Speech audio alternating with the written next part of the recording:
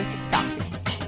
You know what I got? I got a picture of his face with the little pillow on, the sleep face, and we're in Chicago. Are they already in Chicago? The one and only Leo Biaz. Hey, Leo. I'm excited to be back, my man. It was 9 days in Vegas. We got stuck in the desert, and we had a little hangover remix out there, man. I wore a wig to school once, and they said no headgear was allowed. How did spider web was it tights. Obvious that it was a wig? Yeah. Oh, okay. I was having terrible fun. wig. See, this is exactly why we have them on the show, and this is what makes them fun. You're listening to KXVS, the voice of Stockton, 92.1 FM. My name is Miriam, and I am the voice of Stockton. The views and opinions expressed in the following program do not necessarily reflect those of KXVS, the voice of Stockton, or its parents, affiliates, management, and staff. Good afternoon, Stocktonians, and welcome to a special edition of Tales and Tips. I am so honored to have with me two ladies affiliated with Cleveland School Remembers, the Brady Campaign chapter. We have Julie Schardt and Nikki Smith, and they're going to talk to you about a really important event that's occurring in Stockton tomorrow. And I'm going to have Julie start and tell people, our listeners who aren't aware of what your organization does, what you do, and what's happening tomorrow. Thank you. Thank you very much for having us here. I'll just give you a little bit of an overview of Cleveland School Remembers. We got together as a group of teachers who had been at Cleveland School when there was a mass shooting in 1989. Then when the Sandy Hook school shooting happened, we came together because we wanted to do something about gun violence, look at ways that we could mitigate this problem.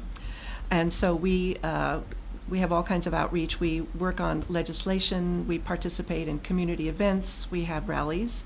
And tomorrow, as part of National Gun Violence Awareness Weekend, we're acknowledging Gun Violence Awareness Day, or Wear Orange Day, and we will be at Victory Park between 9 and 1 to share information about some of the things we work on. And we're focusing tomorrow specifically on the ASK program, which is Asking Saves Kids, which gives parents a way to have a conversation about assessing the safety of a place where their children go to play. For example, they might want to make sure that a swimming pool is gated or that the dog is safe to be around, but a lot of parents don't think about asking if there's a gun in the house and if it's safely stored. So we want to share that kind of information. And we also will be sharing information about suicide awareness, because over 60% of gun deaths are due to suicide by firearm. So we're going to share information about that as well. But that's going to be at Victory Park between 9 and 1. And Mayor Tubbs is going to be there to speak at 9:30. We've invited the press. Nikki will be saying a few words, and then Valentino Silva, who is with Stockton Speaks, the local youth group that's working on gun violence advocacy, will also be there. All right, excellent. And tell us your affiliation and why you became involved, Nikki, with this, and why it's so important. Okay, so I became involved with CSR Brady when they were reaching out into the community with their Draw It Out program, and they were reaching out to do art activities in the community. At that time, I was a member of the Mexican Heritage Center, and they were reaching out to just local community agencies that were they were trying to get involved. So I thought it was a great program to become involved in. We did the Wish Flag Project, where we went to various community events, talking to children about what they wished for in their community, and wrote down on their flags different things about, of course, they wanted beautiful gardens and safe neighborhoods, and they didn't want to hear gunshots in their neighborhoods anymore. And so they reached out to us, and that just got me hooked, because I thought this is an awesome group of women to work with. I believe in the mission about gun violence, trying to stop gun violence in our community, because we all know that Stockton is one of the most impacted communities. So that's why I've stayed involved. I've seen the great work that is happening. A lot of people forget about Cleveland School, and to me, that was the first event. But you hear about Columbine, or you hear about Sandy Hook, or you hear about the recent event in Florida. But for whatever reason, on a national level, Cleveland School, the event is really not mentioned very much. And that surprises me. To me, the only reason that I can think of for that is that there was such a huge gap in time between that and the other events, and now the gaps are getting smaller and smaller. I think that has a lot to do with it, because this January it will have been 30 years. I think that's part of it. But also, in a lot of cases recently, the numbers are higher. I don't know if that's part of it, but we did lose 5 of our children. 5 of our children were killed at Cleveland School, and 30 more were wounded, plus a teacher. So it was a huge, horrific. It was significant. It was a horrible event, and we thought it was an anomaly. You know, we had no idea that we would be looking at the statistics we are today, and that none of us expected to be involved in this, but it informs everything that we do. And I think about our students every time we go out to do something. And to me, it's scary to know that kids are fearful when they're at school, or fearful about going to school over violence. I don't know if you saw this week, there was just a video game that was for sale, and it was actually shut down because people were so outraged. But you're the shooter, and you're at a school, and you're actually shooting students. And I just don't understand what someone is thinking that is designing a game like that. We were appalled. We were appalled that that would happen, especially because I know the world of video games is different from anything I do, but I am not going to blame video games for gun violence, but I can certainly be critical of something like that. I think it's horrible to play on tragedies like this. And I also know that some of the perpetrators of gun violence have been gamers, and I could see where this would not just draw them, but what else might it do? What else might it prompt? It desensitizes them, to me. Well, I actually have looked at a couple of studies, and it all depends on where you start. And something like that might desensitize people, but video games are not necessarily don't necessarily promulgate violence. Maybe unless you have that propensity anyway. I can't speak to that, but it was appalling. And I was glad to see that we it were was glad shut that down. they pulled it. I saw it briefly when they were showing it on the news, and it's horrific. Really, really scary, and no reason that is not entertainment. For that to be considered entertainment is mind-boggling. We had the honor of hearing you speak, Julie, at Lions the other day, and you were talking about statistics and how California laws are stronger than other states. Do you want to talk about that? Yes. And how you feel the result of that? Yes.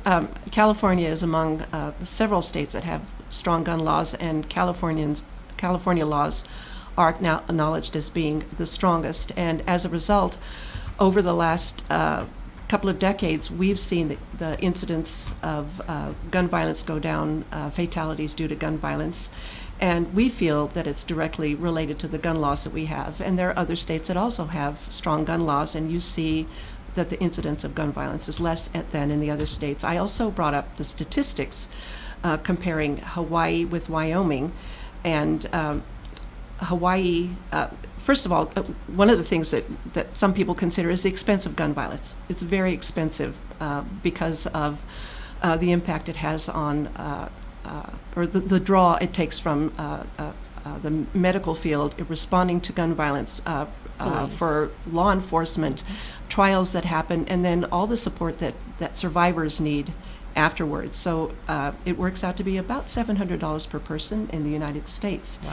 When you look at states like Wyoming and Hawaii has very strong gun laws. It costs Hawaii about $224 per person per year for gun violence. In Wyoming, it's over $1,000, something like $1,200. But when you break that down even farther and you look at the difference in the population, it still is about 3 times higher in Wyoming to look at the cost of gun violence.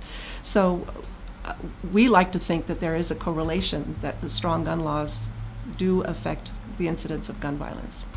And earlier you were talking about gun storage. For our listeners that might not understand, how can you safely store a gun? What does that mean? It needs to be under lock and key, and the key needs to be separated from where it's locked and hidden, secured. Yeah. That's it. That's what it needs to be. Yeah, especially when there are children around, because they're very curious. You know, I brought this up the other day at your Lions Club, that I remember my brother and I, at Christmas time, when we were pretty little, we would look for where the Christmas presents were, and they were usually too high for us, but we knew where to look, or under the bed. And you also heard the story that was related at the Lions Club, a woman who said she grew up with firearms, and her parents made sure they were safely stored. The firearms were separate from the ammunition, they were under lock and key, and there was no question about who would get into them. But her adult brother moved back in with his parents and felt that he was securing his gun in the little closed cupboard over his bed. But this woman's son actually found the firearm and took it out and pointed it at his little cousin. Fortunately, the lock was on, but that just goes to show you how important it is, how easy it is. And a lot of unintentional shootings happen because of careless storage or lack of safe storage of firearms. Well, and I, very strongly support the Second Amendment. I feel that people should be able to defend themselves, but at the same time, I think with that comes responsibility.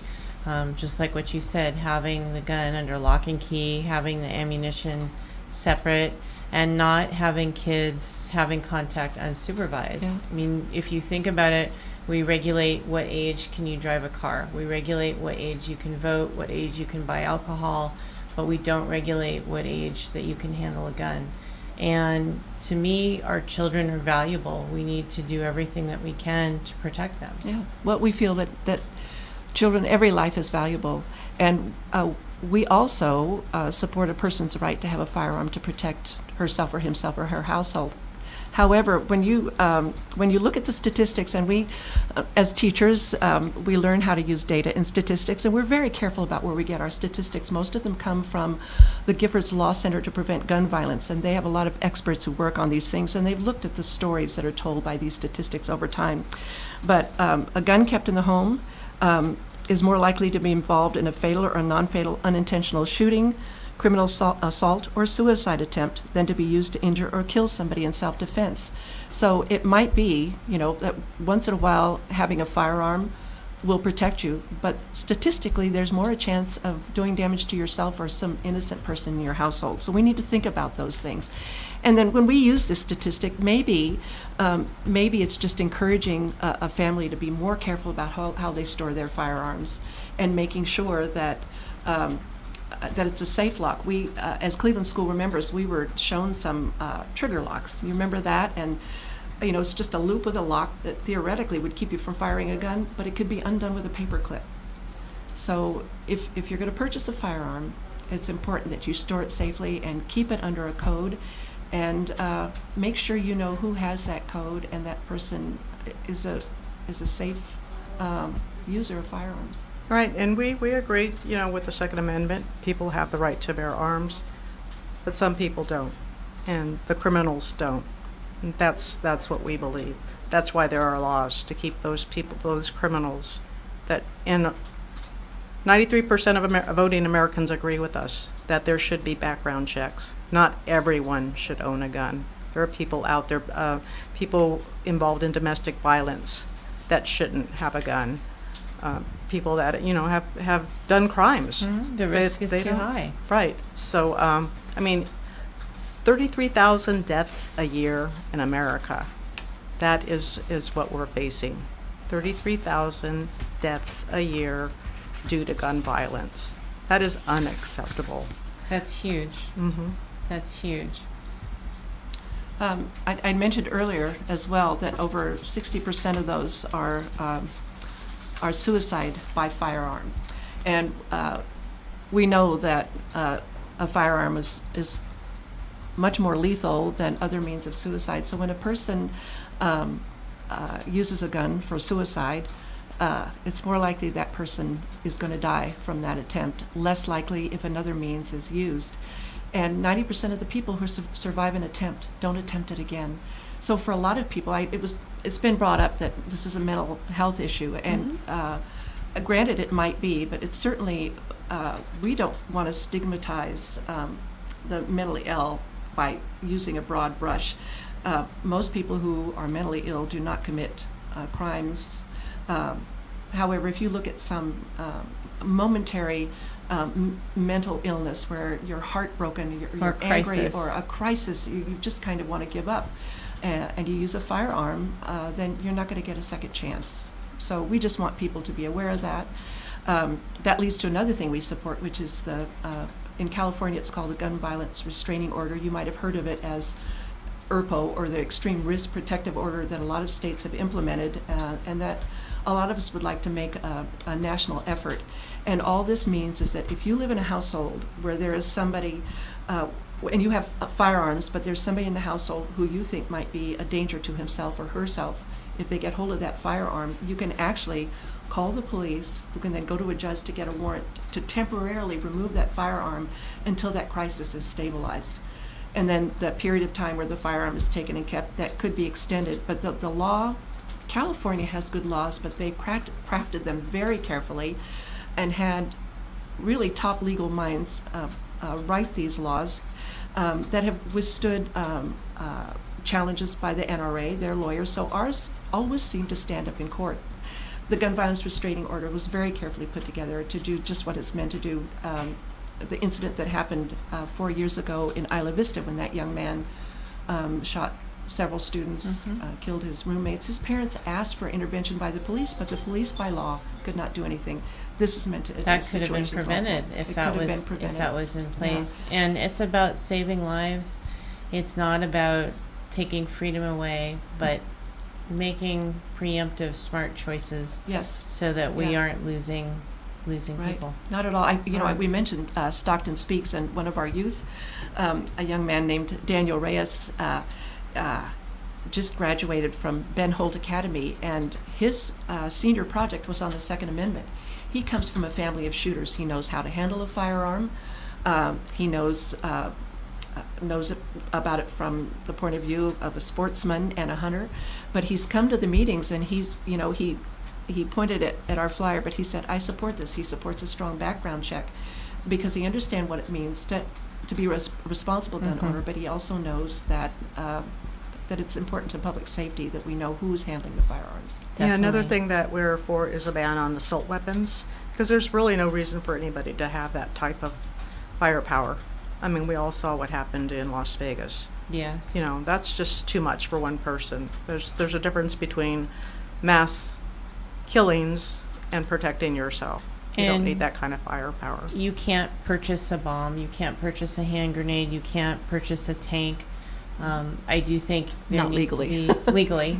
There should be limits, and if someone wants that level, then there should be, to me, a reason to justify that. I'm also bothered that you can buy equipment to convert something that's semi-automatic to make it automatic. Yes. Yeah, and there have been laws in California to try to deal with that, but then at the same time, gun manufacturers who they're in it to make money, and so they find ways around it. You know, like the bullet button, which was meant to immediately release a magazine and things like that. So for everything that California does with laws with respect to gun safety, the gun industry comes back at it. Now we have things like ghost guns, getting gun components from different places to make them. You can just order the things online. So for everything we do, they counter it. Well, and I think gun ownership is a valuable right.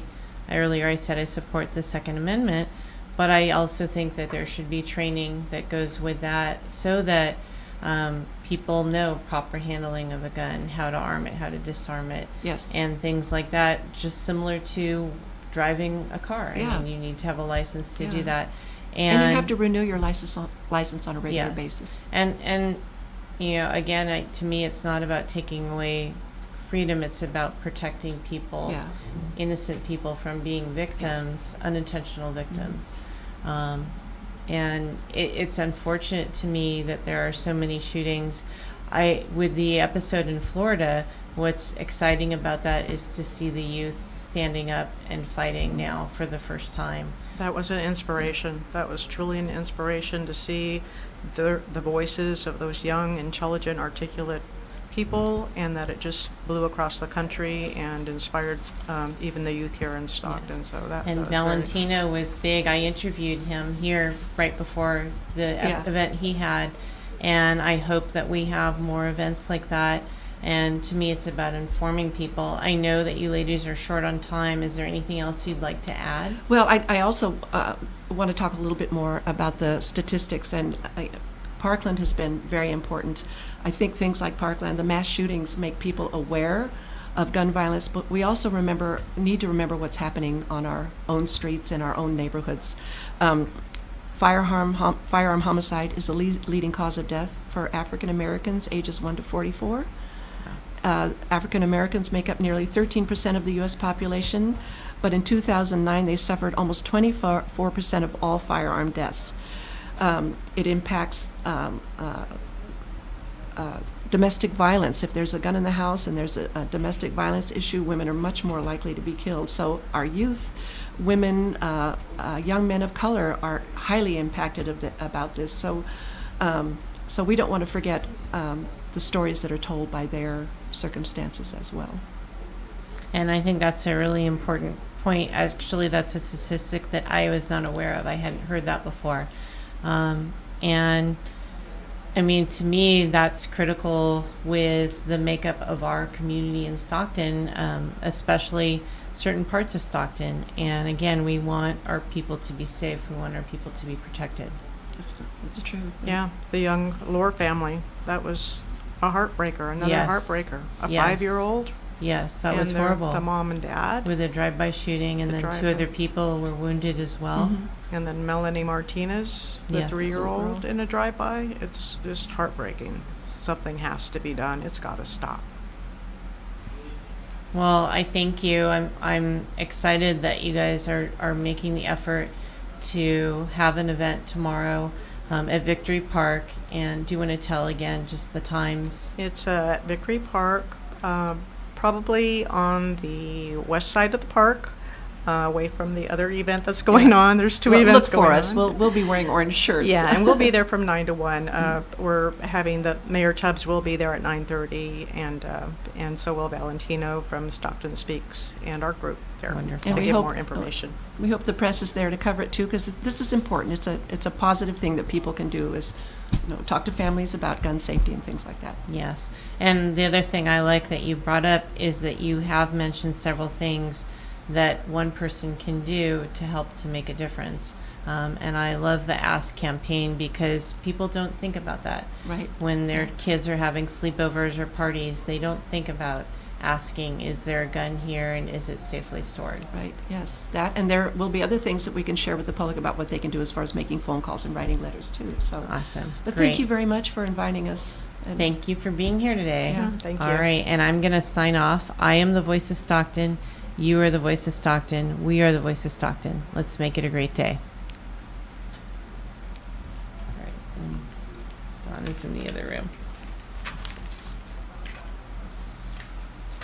All right, and we'll take a picture. Thank you so much. You're very welcome. Give me just a second, because I think we're actually still running. So I just signed